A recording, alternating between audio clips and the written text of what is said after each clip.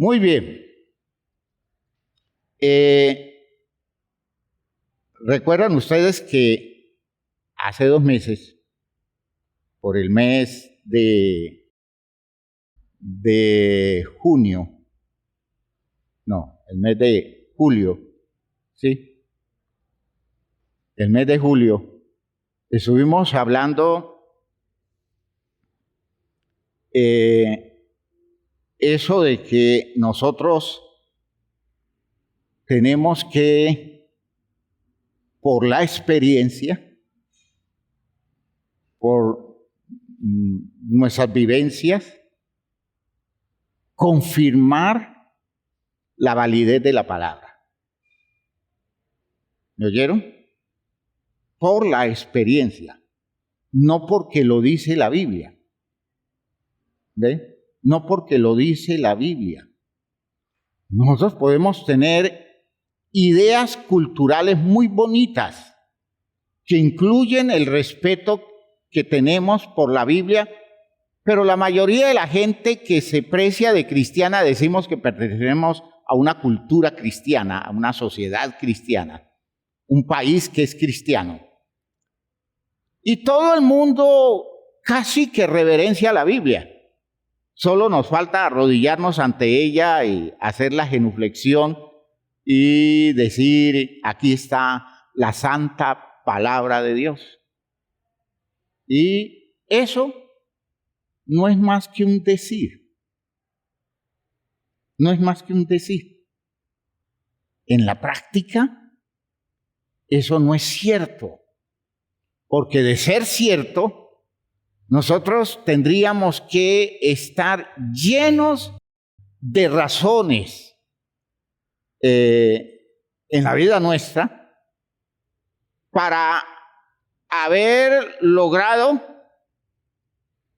que lo que dice allí, si es como decimos nosotros, palabra de Dios, si es como decimos nosotros, la verdad revelada de Dios, nosotros estaríamos haciendo de la vida nuestra un continuo ajuste a lo que ese texto dice. Y eso sería, digámoslo así, como la responsabilidad vital nuestra.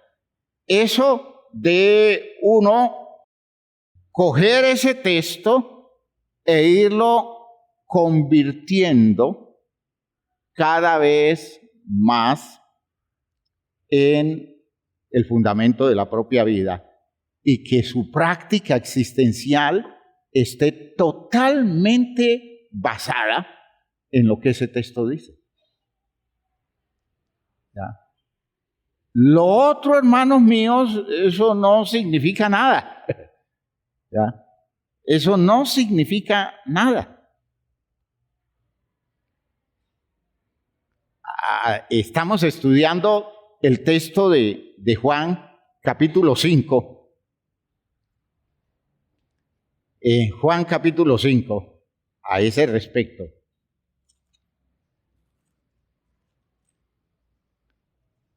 Y Jesús está expresando su incomodidad con el pueblo de Israel, con sus líderes religiosos y con su práctica y su culto.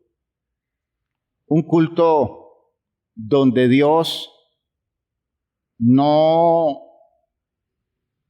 tiene ningún lugar para ellos y donde lo que declaramos como confesión de fe cristiana, y ellos lo declaraban como confesión de fe judía,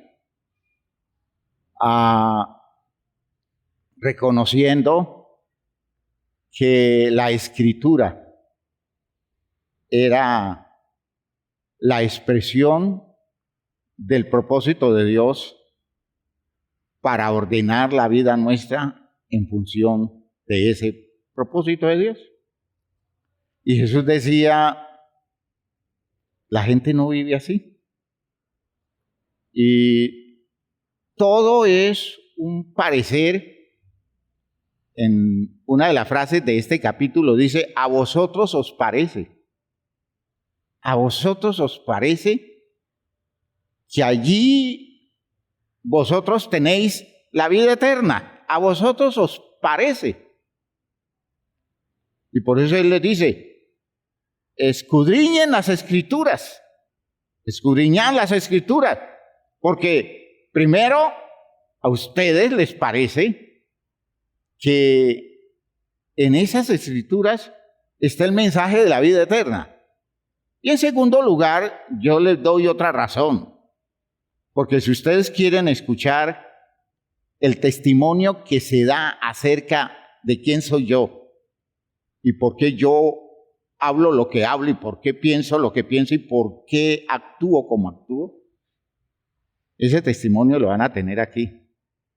Si ustedes necesitan que algo confirme lo que yo estoy viviendo, si ustedes necesitan que algo les diga a ustedes la validez de mi vida, el sustento válido de mi existencia, yo no les refiero mi vida al testimonio de ningún ser humano.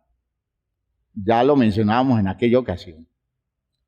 No es el testimonio que dé algún ser humano, ni siquiera el ser humano que ustedes más admiran en esta época.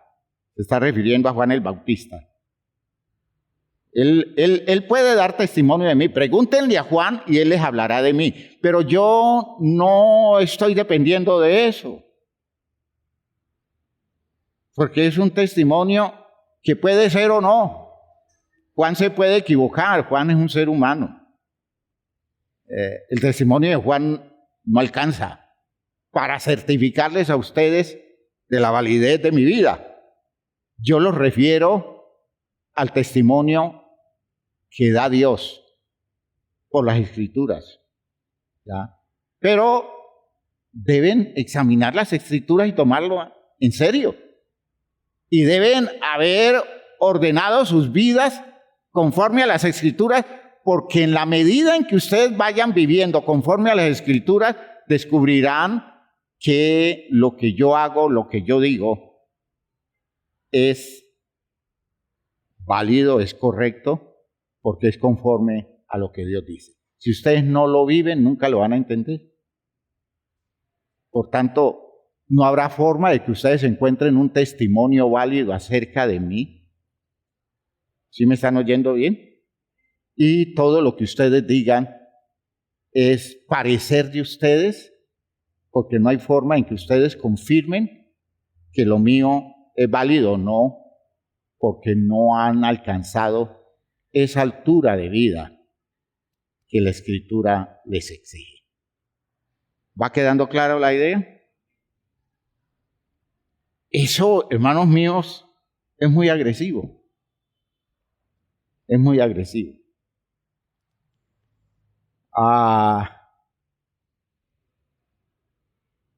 Uno no puede hablar de que algo es vitalmente importante para uno hasta que uno no esté confirmando esa idea con la práctica y con el esfuerzo de conseguir que eso esté ordenando los pasos de uno en la vida y esté dándole sentido a la vida de uno. ¿Eso qué es? Lo que dice el texto. Porque estoy asumiendo que ese texto es la palabra de Dios. Miren que en la idea, en el capítulo 5, estábamos leyendo a partir del versículo 30. Recuerden que leíamos esta mañana ese texto.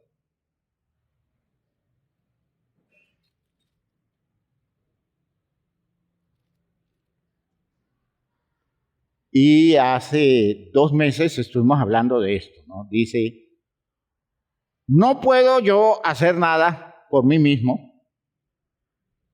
Es decir, yo no puedo ponerme a hacer cosas por mis razones. Escuchen.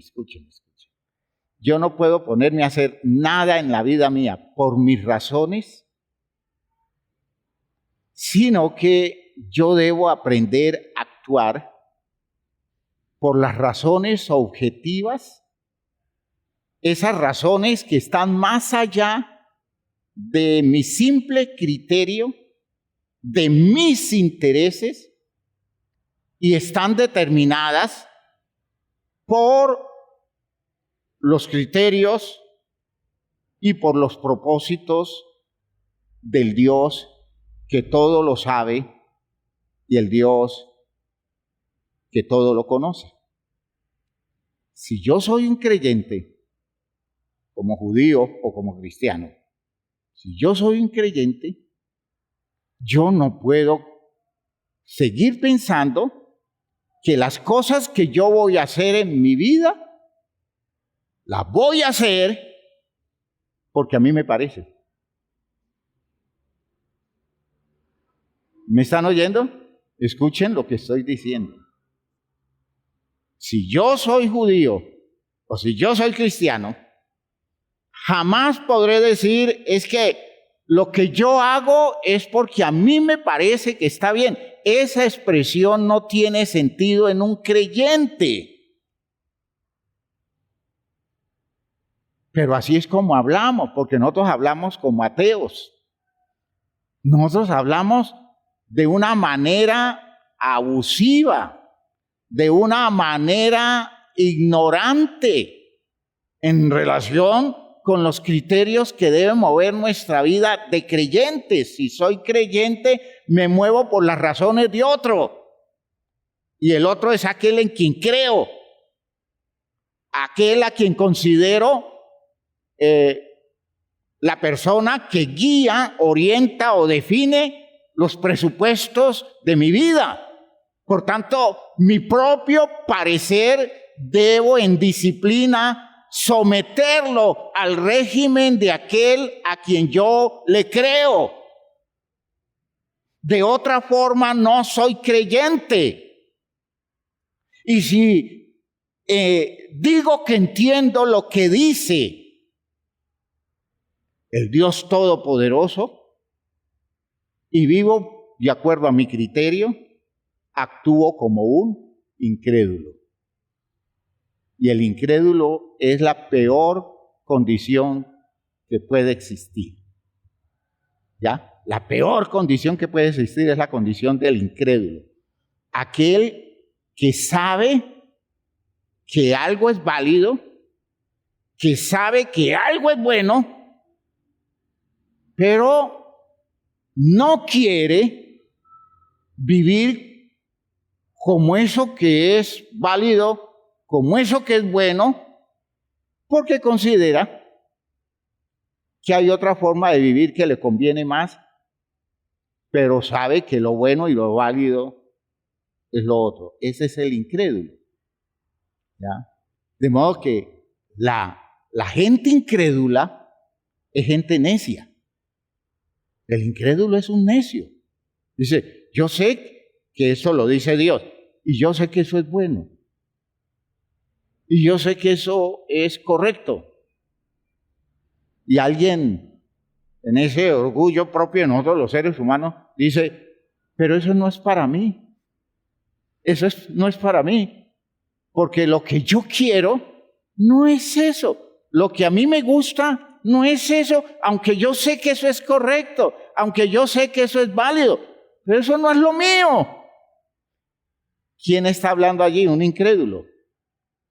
Y aunque no lo digamos de esa manera, si vivimos de esa manera, estamos actuando con soberbia, con altivez, demostrando que a nosotros no nos mueven las razones de Dios y por tanto nuestra actitud de creyente es un cuento. ¿Ve? Entonces por eso Jesús plantea la postura en relación con su vida y dice, yo no puedo yo hacer nada por mí mismo. Entiendan que cuando dice así por mí mismo no es que él no haga las cosas mediante su propia actividad, sino que está diciendo, yo no puedo hacer nada por mi gusto. Yo no puedo hacer nada por mi, digamos, por mi criterio personal. Yo tengo que vivir conforme a lo que he escuchado. Es decir, conforme a lo que he aprendido. Cuando dice eso se refiere a lo que yo he aprendido. ¿Y de quién he aprendido? De Dios. Puede ser a través de la fe de mi pueblo, a la religión, a la práctica espiritual de mi pueblo. Pero tengo que entender que si soy eso, un creyente, jamás podré decir que vivo como a mí me da la gana. ¿Me están oyendo? ¿Sí me están oyendo bien eso? Porque no tiene sentido. Eso no tiene sentido. A veces, hermanos, nosotros somos el colmo del descaro. A alguien le dice uno, oiga, eso que usted está haciendo no está bien. ¿Ya? Porque la Biblia dice esto, esto y esto. Y la persona le dice a uno, ay, pastor, es que a mí no me gusta eso. Entonces ya entendí que no estoy hablando con un creyente. No estoy hablando con un creyente. Por tanto, reconozco que no voy a lograr nada diciéndole lo que Dios dice, porque presumía que era ignorancia, que estaba haciendo eso porque ignoraba lo que Dios dice. Le digo lo que Dios dice y dice, no, pastor, es que a mí eso no me gusta.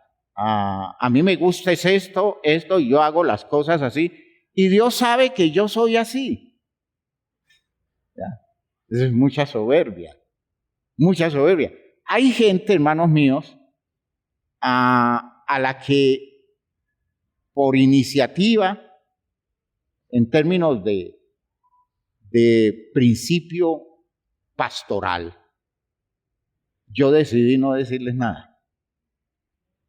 Decidí no decirles nada. ¿Por qué?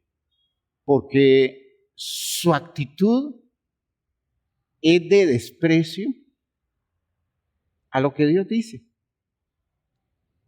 Y entonces sé que nada gano con acercármele y decirle, oiga, puede ser que usted esté ignorante de esto para que esté haciendo tal cosa, porque lo que Dios dice es esto, esto, eso. La persona siempre me deja ver que es un fastidio. Eso de que uno se acerque a querer corregirlo, porque él está viviendo conforme él cree que debe hacerlo, aunque con eso se lleve por los cuernos todos los principios revelados en la palabra de Dios. Entonces uno dice, ese territorio hay que respetarlo como un territorio que decidió no asumir la postura de creyente. Y a quien no es creyente, o a quien la postura del incrédulo se le vuelve norma de vida, yo lo pongo a distancia del territorio del ordenamiento y del funcionamiento de la estructura de la iglesia. Cuando una persona es así, lo único que despierta es el interés de orar por él o por ella, para que de alguna forma la vida lo lleve a descubrir la necesidad que tiene de hacer replanteamientos serios y tomar en serio lo que Dios dice. ¿Ya? Eso es. ¿Me están oyendo, hermanos míos? Porque, pues, es que esto es así. Esto no funciona de otra manera. Ahora, hay ignorancia y es válido ser uno ignorante. ¿Sí? Eso es válido, ser uno ignorante, y por ignorante uno cometer muchos errores. Errores de práctica, porque uno no sabe lo que Dios dice al respecto. Pero hermanos, cuando yo sé lo que Dios dice, yo tengo que aplicarme. ¿Cuánto me cueste? Pues voy a hacer todo el trabajo que cueste hacerlo. Voy a buscar ayuda, a ver cómo me orientan la forma en convertir esa visión de lo que Dios dice en algo práctico para la vida mía. Porque de pronto yo estoy tratando de meterme en esa práctica en forma atravesada, en forma inadecuada, y necesito que alguien me dé el perfil válido. Y de hecho, para eso estamos en la iglesia. Y uno quisiera encontrar en la gente esa búsqueda del consejo. Escuchen, esa búsqueda del consejo oportuno para hacer práctico el conocimiento de Dios. ¿Por qué? Porque la persona se está confrontando con ese conocimiento y la persona se está esforzando en construir una vida donde la aplicación de ese conocimiento es fundamental, es vital. Pero si eso no es así, entonces la persona ni está en la iglesia, aunque asista a la iglesia, y de hecho la persona no es un verdadero creyente y por tanto la persona no es el sujeto de este programa, no es sujeto de este programa. Aunque asista a la iglesia, aún no es sujeto de este programa. Yo veo mucha gente que no lo es y los quiero mucho y les muestro todo mi afecto, pero estoy convencido de que hasta ahora nunca han tomado en serio esto. No lo han tomado en serio, porque su manera de vivir, porque su manera de pensar, porque los argumentos que tienen para su práctica cotidiana, hermanos míos, uno dice, no. ¿Qué de lo que dice Dios está sustentando lo que ellos hacen? Y uno ve que no. Y a veces nada es nada, ¿no? Nada de lo que dice Dios sustenta la práctica de su vida. Y cuando llegan a buscar el consejo, están buscando un consejo común, escuchen, un consejo común y no un principio bíblico. No un principio bíblico. Como aquella persona a quien los hermanos orientan para que vayan a hablar con el pastor y se aparecen allá y lo primero que le dicen a uno es, pastor, a mí me direccionaron hacia acá, dicen que usted da muy buenos consejos, yo vengo a pedir su ayuda, pero le aclaro, yo no quiero nada de religión. Así, de hecho, frontal. Y entonces yo le tengo que decir también frontalmente, yo no lo puedo ayudar. Porque es que los consejos que yo le puedo dar tienen que ver con una práctica de vida basada en las razones de Dios por la palabra. Ahora, que usted a eso lo llame religión, o lo llame práctica cristiana, o lo llame práctica espiritual, no me importa el nombre, pero que si usted no direcciona su vida conforme a eso, yo no puedo darle ningún consejo. Yo no soy un consejero de ideas que a mí se me vienen a la cabeza. Yo soy un consejero de las razones de Dios. Y si usted va a escuchar el consejo de un pastor, deben ser las razones de Dios que usted quiere escuchar. Si no las quiere escuchar, no busque un pastor. No busque un pastor. ¿Ya?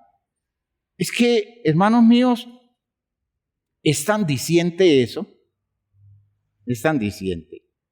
No puedo yo hacer nada por mí mismo. Según oigo, así juzgo. Y mi juicio es justo porque no busco mi voluntad, sino la voluntad del que me envió. ¿Y quién lo envió? El Padre. La voluntad del Padre. Si yo doy testimonio acerca de mí mismo, ¿qué dice? Mi testimonio no es verdadero. Yo no puedo certificar que lo mío es bueno porque yo lo digo. ¿Ya? Yo no puedo testificar eso. Me acuerdo en mi época de estudiante que pasábamos con los docentes en la revista de las salas. Y entonces llegábamos a un paciente y el docente preguntaba, bueno, ¿y qué han leído ustedes acerca de esto? Porque era un paciente conocido. Y uno salía diciendo, no, yo he leído esto, y él decía, ¿usted dónde leyó eso? ¿Dónde leyó eso? Y uno, claro, uno tenía que tener la bibliografía, ¿no? Esto lo leí en tal revista.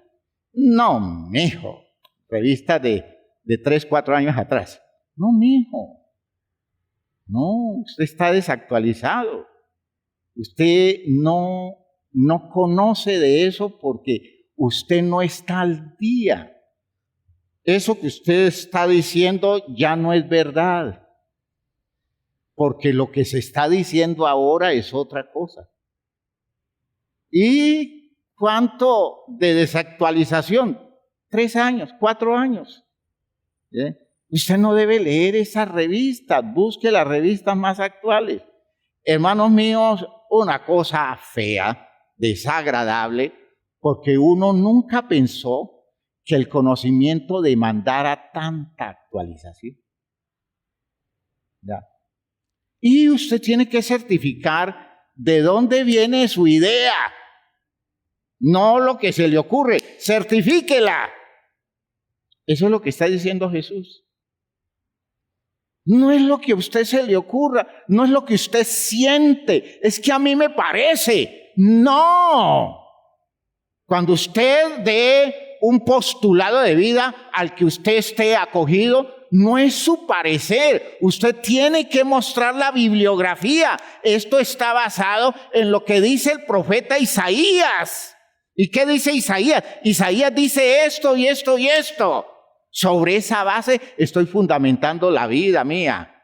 Y entonces uno le puede decir, oiga, ese texto de Isaías hay que actualizarlo, porque Jesús dice esto. Y a veces Isaías dice algo muy bueno para la época de la fe judía, pero esa base judía que da, esa base hebrea o israelita que da Isaías, ahora la actualizamos con la claridad de Cristo Jesús. ¿Ya? Y está bien basarse en Isaías, pero Jesús dice, ustedes oyeron que se les dijo tal cosa, ahora yo les digo. Es decir, hay un plan actualizado de razones, de criterios que nosotros debemos aprender, asimilar para sustentar nuestra vida. De modo que no me dé testimonio de usted mismo. Certifique la validez de su vida sobre la base de lo que Dios dice, sobre la base de lo que enseña Jesús, sobre la base de lo que los maestros certificados de la fe cristiana, de la fe judía, que son nuestra base, ellos están diciendo. Y entonces yo podré decir que usted está basado en cosas ciertas, o tendré que decir usted está viviendo conforme a un cuento, conforme a una idea suelta, pero no tiene validez, de modo que pierde autoridad moral usted, aunque usted diga soy un practicante de esto. Yo veo gente en la iglesia que practica una cantidad de cosas y muchas de ellas no tienen ninguna validez bíblica, porque han escuchado a tal personaje, a veces personajes sin ninguna certificación, solamente que tienen una audiencia muy grande en las redes sociales, y entonces con esa audiencia grande ya se ven como autoridad en un mundo tan superficial y en un mundo tan ignorante como el que estamos viviendo. Hermanos, eso no sirve. Yo tengo que certificar sobre razones más válidas. Y usted me podrá decir, es que yo escuché a Gandhi decir eso. Y entonces yo le digo, bueno, eso lo dijo Gandhi y tiene algún sentido porque lo dijo Gandhi. Pero yo le digo esto que dice Jesús. ¿Y allí cómo vamos? ¿Ya? Esto lo dice Jesús. ¿Cuántas de las cosas las puede confirmar usted así? Las cosas de la vida suya las puede confirmar así. No, esto me lo enseñó mi abuela. Eso decimos nosotros con mucha frecuencia. ¿Es así o no? Esto me lo enseñó mi abuela. Mi abuela me instruyó y me dijo esto y esto, eso. Y sobre esa base yo fundamento mi vida. Y entonces uno le tiene que decir, puede ser su abuela muy sabia. Pero Jesús dice esto. El apóstol Pablo dice esto. El profeta Jeremías dice esto. El Salmo tal dice esto. ¿Me están oyendo lo que estoy diciendo? ¿Ya? Somos creyentes cristianos, o digamos judeo-cristianos. Tenemos que ir mostrando la certificación de todas nuestras acciones sobre la base de las razones de Dios que estamos conociendo. ¿Va quedando clara la idea? Ah, hermanos míos, qué bueno es esto. Qué bueno es esto, porque eso es aprender a vivir con razones. Aprender a vivir con razones. No con sentires. No con la idea ingenua de que me conviene. O la frase que yo le escuchaba a un personaje de una película hace muchos años que decía, hablando de cosas que él le daba la validez, decía, funciona para mí. Funciona para mí. Esa expresión, funciona para mí. Así somos nosotros. Eso funciona para mí. No, sí, me suena. Ya ve que sí me suena. Me llama la atención. Me interesa. Pero ¿cuál es la certificación de validez? ¿Cuál es la certificación de legalidad? Pues puede funcionar para usted, pero no tiene cómo certificarla, porque no tiene autoridad. No está fundamentado con el criterio de autoridad. En esa formación de los médicos, usted no vaya a salir hablando de algo que usted leyó en el periódico, algo que leyó en la revista Cromos. Hay gente que lee revistas como Vanidades o cosas así por el estilo, y allí aparecen algunas informaciones de orden médico, y entonces lo dice alguien muy interesante que hizo una investigación exhaustiva, y entonces usted cita eso, y ¿eso qué es? ¿Qué autoridad tiene eso para que usted le dé validez? Se acostumbró tanto uno a eso que hay cosas que decide no leerlas porque no le encuentra el fundamento válido de la autoridad de la persona que escribe o que lo dice y yo no lo escucho. Entiéndame que esa es disciplina.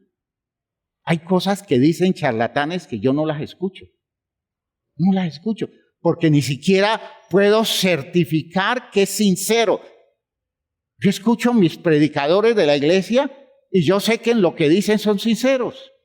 Y puede ser que estén diciendo cosas que no sean tan objetivas, pero lo están diciendo con sinceridad y eso ya tiene una validez y que puede uno corregirles y decirle, esto se puede superar así, así. Pero cuando usted se enfrenta a un territorio no certificado moralmente, cuando usted se enfrenta a un territorio de intereses que usted ya ve como el interés calculado en función de una cierta tendencia de ideas, entonces usted dice, ni lo escucho. No me llama la atención escucharlo. ¿Por qué? Porque estoy buscando encontrar cosas que tengan el peso de autoridad. ¿Me están oyendo, hermanos míos? el peso de autoridad. Yo no puedo ponerme a leer cualquier libro. Hay libros que se ven muy llamativos y culturalmente son muy impresionantes porque todo el mundo queda tocado por esos libros. ¿Usted cree que eso es lo que le da autoridad a lo que uno lee, lo que uno tiene que leer? No. Uno tiene que escoger aquello que lo va a edificar sobre la base de lo que uno cree. ¿Y qué es lo que uno cree? Lo que Dios dice. Lo que Dios dice. Sobre la base de la verdad de Dios. Hay libros que escriben gentes que alcanzan mucho éxito, pero no es el éxito. No, dice Jesús, es que gloria de los hombres yo no recibo. A mí no me llama la atención que los hombres digan cosas buenas de mí. Eso no es lo que yo preciso. Y yo quiero que ustedes no se fundamenten en eso. No estén esperando que la validez de lo que yo les digo sea certificado por los hombres. Enfréntense a la realidad de las cosas certificadas por Dios. Y si ustedes encuentran que lo mío tiene validez en las razones de Dios, tomen en serio lo que yo les estoy diciendo. ¿Ya? ¿Va quedando claro, hermanos míos? Esto, hermanos, es muy importante en nuestra disciplina. ¿Qué de la palabra fundamenta la vida mía? Yo que soy papá, usted que es mamá. ¿Qué de las razones de Dios fundamenta la vida suya para que usted esté guiando a sus hijos? ¿Qué criterios tiene usted para darle un consejo a su hijo? Para darle una orientación a esa persona, amiga suya, que le está pidiendo una orientación. ¿Cuál es el criterio suyo? Es que yo tengo mucha experiencia. Y conforme a mi experiencia yo le digo esto. ¿Y quién es usted con su experiencia para que su experiencia certifique que su criterio es válido? ¿Su experiencia qué es? Es una cosa que a usted lo prejuició, porque fue un trauma que vivió, unas situaciones muy duras que vivió, y se dedicó usted a actuar en consecuencia al prejuicio que eso le creó, y esa es su experiencia, un prejuicio, no una verdad objetiva, porque si usted hubiera fundamentado su vida en las razones objetivas de Dios, eso que le sucedió no lo hubiera prejuiciado como lo ha prejuiciado, porque está entendiendo que eso que le sucedió fue una cosa que vivió en un territorio equivocado y que las razones de Dios dicen otra cosa. Aleluya, aleluya. Por eso, hermanos míos, entiendan esto. Es la validez de la palabra de Dios, las razones de Dios, las que certifican nuestra vida, y sobre la base de esas razones de Dios vamos construyendo ladrillo a ladrillo el edificio de nuestra existencia, de modo que todo lo nuestro cada día pueda tener la certificación del cielo, porque usted en cada ladrillo que ha colocado tiene la marca del propósito de Dios, de las razones de Dios, los criterios de Dios. Aleluya, aleluya. Por eso pregunto, ¿cuánto cuento está sosteniéndole la vida suya? La vida de usted. ¿Cuántas sin razones hay sustentándolo a usted? ¿Cuántas cosas peligrosamente no confirmadas están fundamentándolo de modo que cuando llegue una crisis usted tenga que confirmar? Oigan bien, usted tenga que confirmar que eso no era suficiente para sostenerle la vida, porque la vida se le rompe debido a que en lo que la soportó no aguantó. y que usted tenga que venir a descubrir eso en la tragedia de una experiencia porque nunca se dedicó a confirmar la calidad de los materiales con los cuales usted estaba construyendo su propia vida. Fíjese que en la Biblia hay una demanda de calidad de cimientos en la parábola de Jesús. ¿Ya? Recuerden que la parábola de Jesús de las dos construcciones es una parábola con la que Jesús concluye el poderoso mensaje del Sermón del Monte. En el capítulo 7, la conclusión del Sermón del Monte es esa parábola. ¿Ya? Y Jesús hace la pregunta, ¿y con qué voy a comparar a un hombre que escucha esta palabra y la pone por obra? Que me escuche estas razones y vive conforme a estas razones. La comparo con un hombre que construyó su casa, el edificio de su existencia, lo construyó sobre una roca. Le puso cimiento sólido, le puso cimiento consistente. ¿Ya? Llegó el momento en que apareció la creciente del río, vino la tempestad, vino el viento, sopló y la casa permaneció. Pero ¿a qué compararé a un hombre que escucha estas cosas que yo estoy diciendo, las está escuchando, pero no las usa para fundamentar sobre ellas su vida? ¿Con qué lo compararé?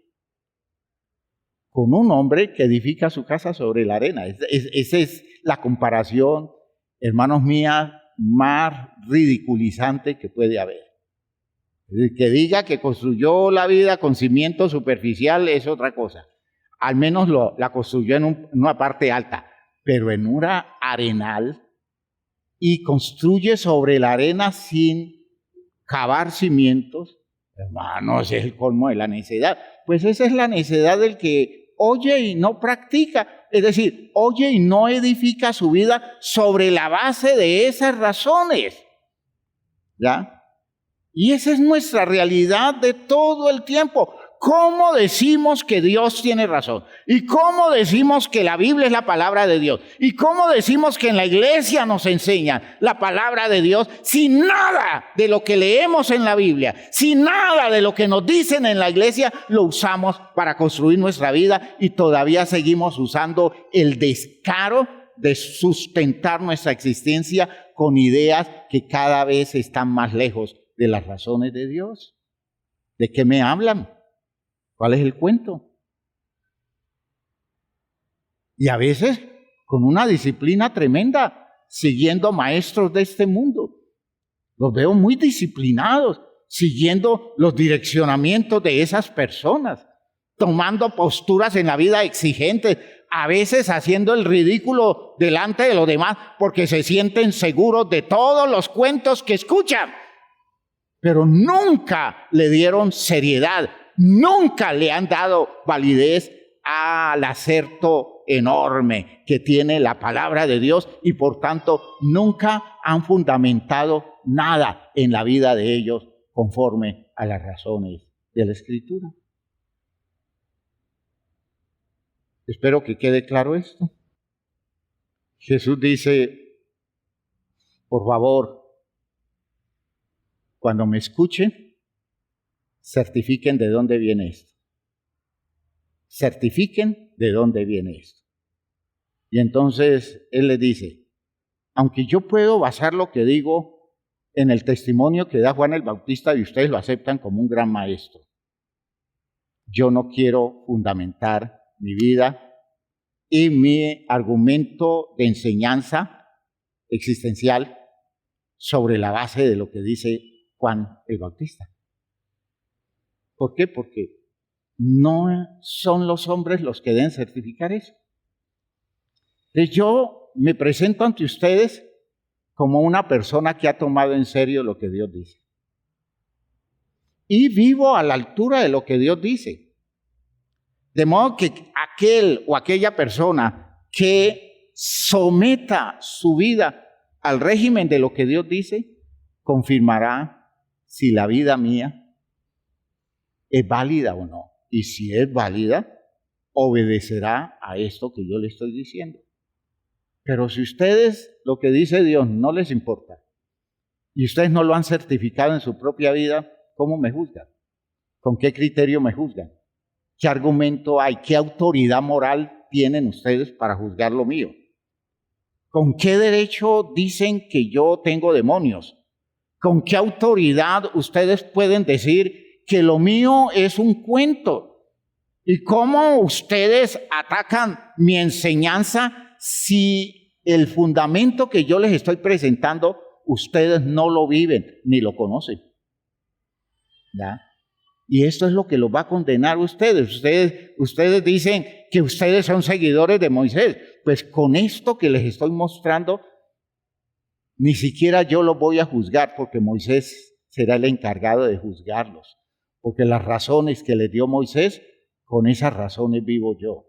Solo que ustedes hablan de Moisés y nunca han vivido lo que Moisés dice, y por esa razón no tienen manera de juzgar la vida mía como debe ser. Y por eso en el texto llega a decirle, bueno, escudriñen las Escrituras. Escudriñen las Escrituras. Ustedes están buscando el testimonio de esto que yo estoy diciendo. Que algo testifique lo que yo estoy diciendo. Pues bueno, escudriñen las Escrituras. Porque primero, fíjense que estoy concluyendo con lo que comencé. Primero, ustedes han aceptado como acuerdo de ustedes, como razón de ustedes, que en esas Escrituras está la vida eterna. Está para ustedes la vida eterna. Bueno, eso es una buena razón para que escudriñen las Escrituras. ¿Cómo no van a fundamentar ustedes su vida en lo que creen que les va a traer vida eterna? Eso sería absurdo, por esa primera razón. Pero en segundo lugar, escudriñen las Escrituras, porque ustedes están pidiéndome qué testifica que lo mío es cierto, y esas Escrituras son las que dan testimonio de mí. Aleluya, aleluya. ¿Cómo juzgamos nosotros si lo que vive la gente, si lo que dice la gente tiene sentido? Escudriñando las Escrituras. ¿Y cómo las escudriñamos? No solo estudiándolas, es esforzándonos por hacer práctico en nosotros lo que la palabra de Dios dice. De modo que nuestra vida sea una confrontación continua con lo que el mundo dice y nosotros desde nuestra vida podamos juzgar al mundo y decirle al mundo, está equivocado, porque lo que Dios dice es esto que estamos viviendo nosotros. ¿Queda claro, hermanos míos? ¿Tiene sentido eso? Pónganse de pie, por favor.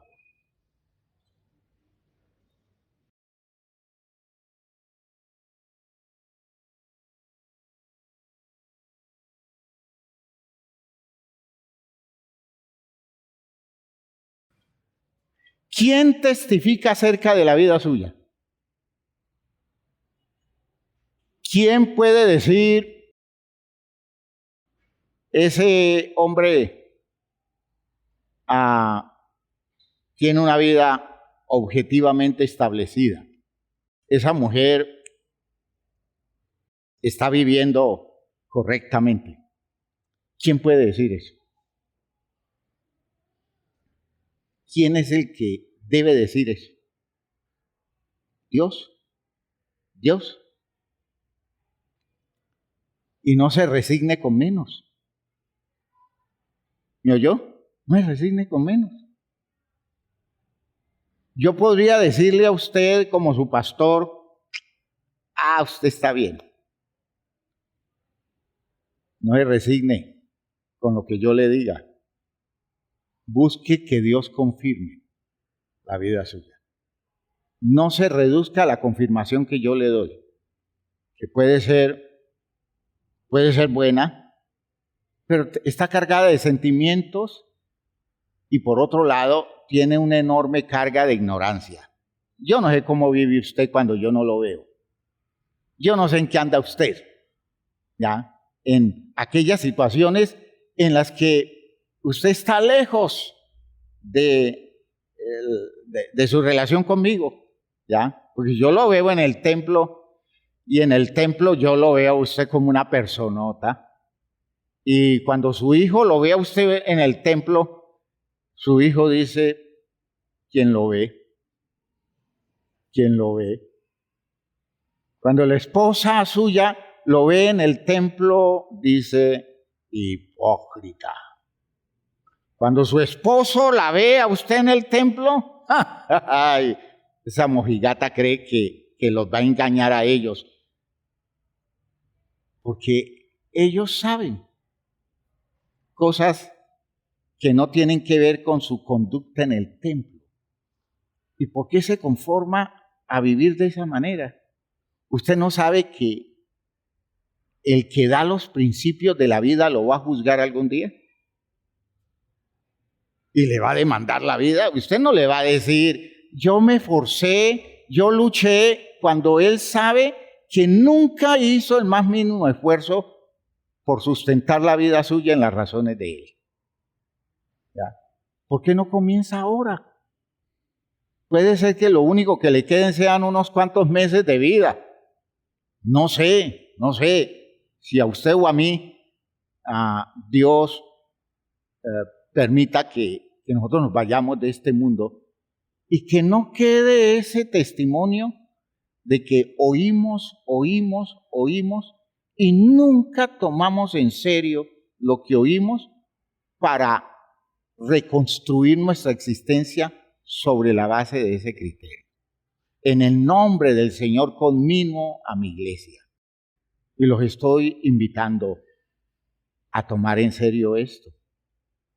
Comenzar a hacer cositas pequeñas sobre la base del conocimiento de Dios y vas a descubrir usted que usted necesita ser guiado.